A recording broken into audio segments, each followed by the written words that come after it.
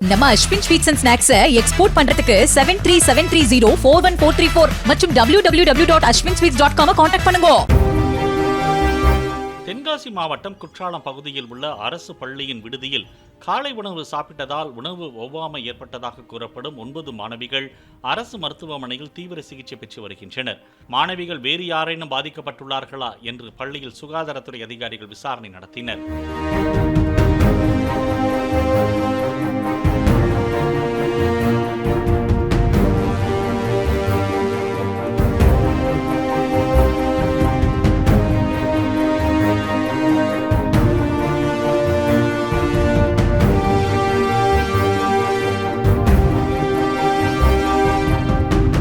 நம்ம Ashwin sweets and ஸ்நாக்ஸை export பண்றதுக்கு 7373041434 மற்றும் www.ashwinsweets.com கான்டாக்ட் பண்ணுங்க.